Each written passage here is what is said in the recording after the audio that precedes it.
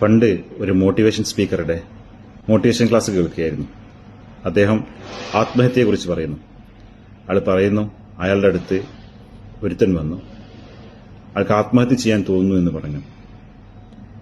അപ്പോൾ ഇയാൾ ചോദിച്ചത്രേ, താങ്കൾ എങ്ങനെയാണ് ആത്മഹത്യ ചെയ്യാൻ പോകുന്നത്? അപ്പോൾ അയാൾ പറഞ്ഞു, ട്രെയിന് തലവെക്കാനാണ് തോന്നുന്നത് എന്ന്.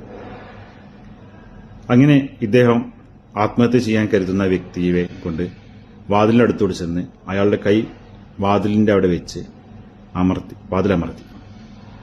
അയാൾ വേദന കൊണ്ട് പുളഞ്ഞപ്പോൾ ഇയാൾ തിരിച്ചു ചോദിച്ചത്രേ, ഈ വേദന പോലും സഹിക്കാൻ കഴിയാത്ത നിനക്ക് എങ്ങനെയാണ് ട്രെയിൻ ദേഹത്തൂടെ കയറുന്ന വേദന സഹിക്കാൻ കഴിയുക? അതും പറഞ്ഞ് അദ്ദേഹം പൊട്ടിച്ചിരിച്ചു, സഹസും കൂടെ പൊട്ടിച്ചിരിച്ചു. പക്ഷേ എനിക്കെന്തോ ചിരിക്കാൻ തോന്നിയില്ല. കാരണം ആത്മഹത്യ ചെയ്തൊരുപാട് കൂട്ടുകാർ എനിക്കുണ്ട്. ആത്മഹത്യ ചെയ്യാൻ നിന്നിടത്ത് നിന്ന് ഏതോ ഭാഗ്യത്തിൽ നിന്ന് രക്ഷപ്പെട്ടു പോകുന്ന കൂട്ടുകാർ എനിക്കുണ്ട്. ഇവരെ പലരെ ഞാൻ കേട്ടിട്ടുണ്ട്. അതുകൊണ്ട് തന്നെ എനിക്കതൊരു തമാശയായി തോന്നിയില്ല. ഞാൻ അവിടെ നിന്ന് ഇറങ്ങിപ്പോന്നു. പറയാനുള്ളൊരു കാരണം എന്താണെന്ന് വെച്ചാൽ, പലരും കരുതുന്നത് പോലെ മരിക്കാൻ ധൈര്യമുള്ളവരല്ല ആത്മഹത്യ ചെയ്യുന്നത്, മരിക്കാൻ കൊതിയുള്ളവരുമല്ല ആത്മഹത്യ ചെയ്യുന്നത്. തുടർന്നങ്ങോട്ട് മുന്നോട്ട് ജീവിക്കാനുള്ള ധൈര്യമില്ലാത്തവരാണ്, കൊതിയില്ലാത്തവരാണ്, ജീവിക്കാനുള്ള ധൈര്യം നഷ്ടപ്പെടുന്നവരാണ് ആത്മഹത്യ ചെയ്തു പോകുന്നത്. അവരെ ആദ്യം കേൾക്കാനുള്ള ഒരു മനസ്സ് നമുക്ക് ഉണ്ടാകേണ്ടതുണ്ട്.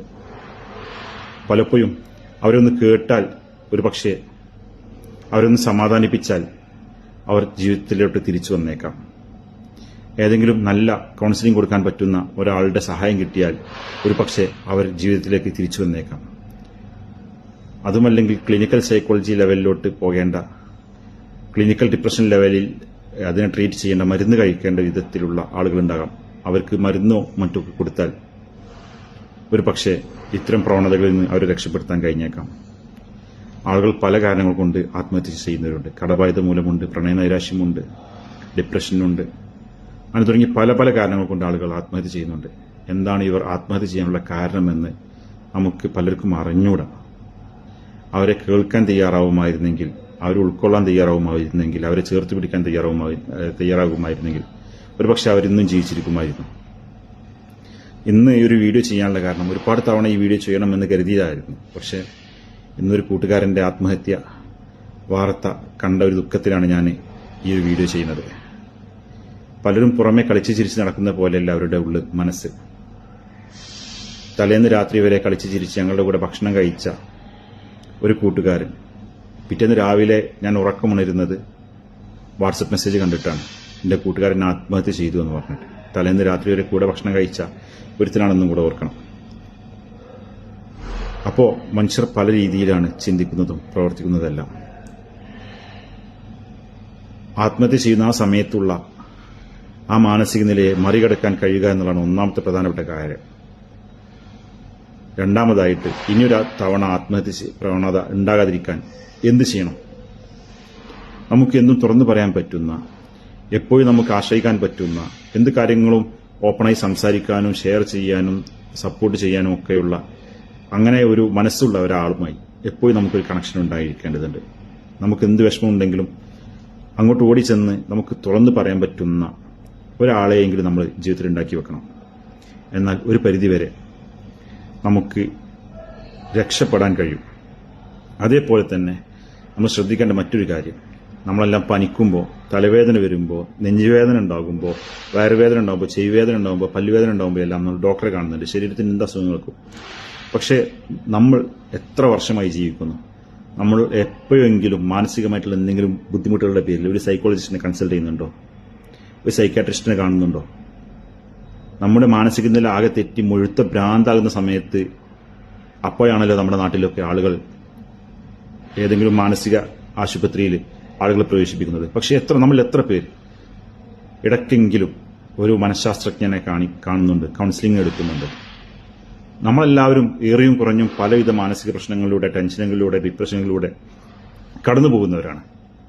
യൂറോപ്യൻ രാജ്യങ്ങളിൽ മിക്ക ആളുകളും മാസത്തിൽ ഒരു തവണയെങ്കിലും ഒരു സൈക്കോളജിസ്റ്റിന്റെ സേവനങ്ങൾ തേടാറുണ്ട്. മുമ്പ് ഞാൻ ഒരു സ്കൂളിൽ പഠിപ്പിക്കുന്ന സമയത്ത്, 7ാം ക്ലാസ് വിദ്യാർത്ഥികൾ പഠിപ്പിക്കുന്ന സമയത്ത്, ഒരു കുട്ടി നല്ല മിടുക്കനായ കുട്ടിയാണ്. പക്ഷേ എന്ത് പറഞ്ഞു കൊടുത്താലും ഒരു മിനിറ്റ് പോലും അവന്റെ മനസ്സിൽ നിൽക്കില്ല, മറന്നുപോകും. അപ്പോ ഞാൻ അവനോട് ചോദിച്ചു, എന്ത് പറ്റി മോനെ, നിനക്ക് ഒന്നും ഓർമ്മ നിൽക്കുന്നില്ലല്ലോ, എന്ത് പറ്റി എന്ന് ചോദിച്ചപ്പോൾ അവൻ കരയുന്നുണ്ട്. ഞാൻ അവനെ ചേർത്ത് പിടിച്ചു, വിഷമിക്കണ്ട മോനെ, ഒക്കെ ശരിയാവെന്ന് പറഞ്ഞിട്ട്. പിന്നെ ഒരിക്കൽ ഒരു പാരന്റ്സ് മീറ്റിംഗിന്റെ സമയത്ത് അവന്റെ ഉമ്മാമ വന്നു. അവന്റെ ഉമ്മാമയോട് ഞാൻ കാര്യം പറഞ്ഞു, ഇവന് ഇങ്ങനൊരു പഠന പ്രശ്നമുണ്ട്, പഠന വൈകല്യമുണ്ട്, അപ്പോൾ അത് ഒരു സൈക്കോളജിസ്റ്റിനെ കണ്ട് കൗൺസിലിംഗ് എടുക്കണം, അദ്ദേഹം അതിന് വേണ്ട കാര്യങ്ങൾ നിർദ്ദേശിക്കും, അപ്പോൾ അത് ചെയ്താൽ മതി എന്ന് ഞാൻ നിർദ്ദേശിച്ചപ്പോൾ അവന്റെ ഉമ്മാമ എടുത്ത വഴിക്ക് പറഞ്ഞ കാര്യം, അതൊന്നും വേണ്ട. ചോദിച്ചു, എന്തേ? അപ്പോൾ അവർ പറഞ്ഞു, അങ്ങനെ കാണിക്കുകയാണെങ്കിൽ ആൾക്കാർ പിന്നെ അവന് പ്രാന്താണ് എന്നൊക്കെ പറഞ്ഞു വരത്തും. ഒന്ന് ആലോചിച്ച് നോക്കണം, ഒരു കുട്ടിയുടെ ഒരു പഠന പ്രശ്നം ഒരു സൈക്കോളജിസ്റ്റിന്റെ അടുത്ത് പോയിട്ട് കൗൺസിലിംഗ് എടുക്കുന്നതിനെ പോലും നമ്മുടെ നാട്ടിലുള്ള ആളുകൾ ഏത് വിധത്തിൽ കാണുമെന്ന ആശങ്ക ആ പാവപ്പെട്ട ഉമ്മാമക്കുണ്ടായിരുന്നു എന്ന്. നമ്മുടെ നാട്ടിലുള്ള ആളുകൾ മാനസികമായിട്ടുള്ള നമ്മുടെ വിഷമങ്ങൾ കൗൺസിലിംഗ് എടുക്കുന്നതിനെ ഏത് രീതിയിലാണ് കാണുന്നത്? ഈ സമീപനം തന്നെ ഒന്നാമതായി മാറേണ്ടതുണ്ട്. നമ്മുടെ ആത്മഹത്യകൾക്ക് പല പല കാരണങ്ങളുണ്ട്. ഒന്ന് മാനസിക പ്രശ്നങ്ങൾ, അതുപോലെ തന്നെ സാമ്പത്തിക പ്രശ്നങ്ങൾ, പ്രേരണ നൈരാശ്യങ്ങൾ തുടങ്ങിയിട്ടുള്ള പല പല കാരണങ്ങളുണ്ട്.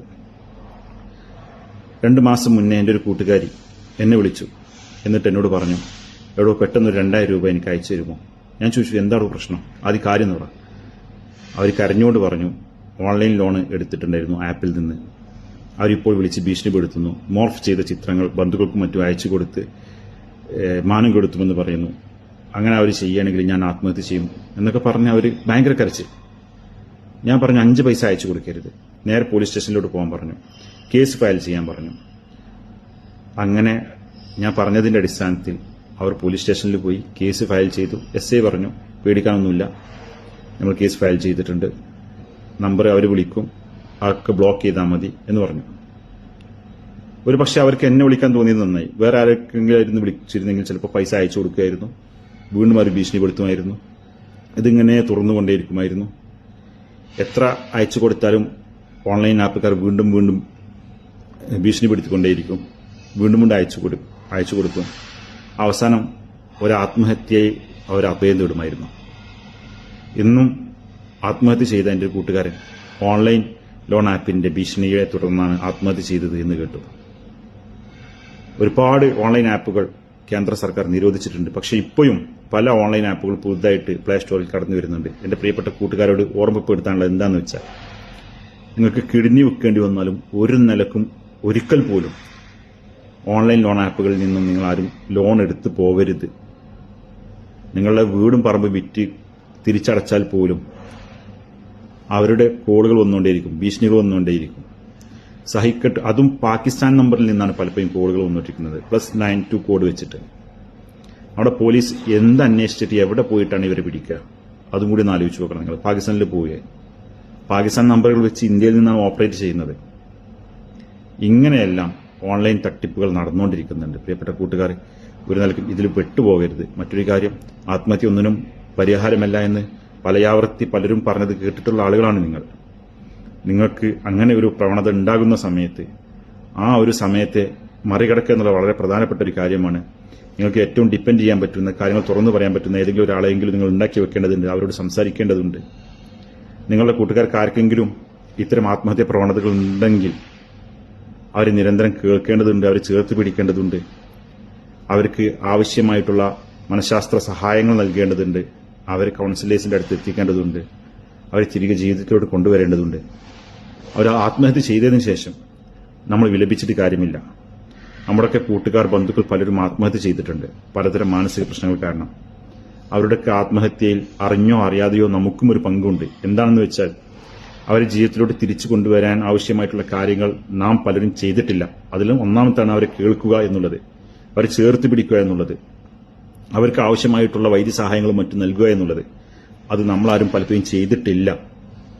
അതിന്റെ ഉത്തരവാദിത്വം നമുക്കുണ്ട്. അവരുടെ മരണത്തിൽ നമ്മളും ഉത്തരവാദികളാണ് എന്നുള്ളൊരു കുറ്റബോധത്തോടു കൂടി വേണം ഇനി മുതൽ നാം ഇത്തരം ആത്മഹത്യാ പ്രവണത കേസുകളെ പരിഗണിക്കാൻ, അതിനെ അഡ്രസ് ചെയ്യാൻ. എല്ലാവർക്കും നല്ല ശക്തമായ മാനസികാരോഗ്യവും നല്ല സാമ്പത്തിക അച്ചടക്കവും അതേപോലെ തന്നെ മാനസിക അച്ചടക്കവും ജീവിത അച്ചടക്കവും എല്ലാം എല്ലാവർക്കും ഉണ്ടാകട്ടെ മാനസികാരോഗ്യവും ശാരീരികാരോഗ്യവും എല്ലാം എല്ലാവർക്കും ഉണ്ടാകട്ടെ, സാമ്പത്തികാരോഗ്യവും ഉണ്ടാകട്ടെ എന്ന് മാത്രം ആശംസിക്കുന്നു. എങ്ങനെയാണ് ഇത് പറയേണ്ടത് എനിക്ക് അറിയില്ല, ഒരു ഐഡിയ ഇല്ല. മൊത്തത്തിൽ ബ്ലാങ്ക് ആയിരിക്കുന്ന ഒരു അവസ്ഥയിൽ നിന്നാണ് ഞാൻ ഇത് പറയുന്നത്. എന്തെങ്കിലും കുറവുകളുണ്ടാകാം, ദയവായി ക്ഷമിക്കുക. ഇങ്ങനെ ഇപ്പോൾ ഇത് പറയാൻ കഴിയുന്നുള്ളൂ. ബൈ.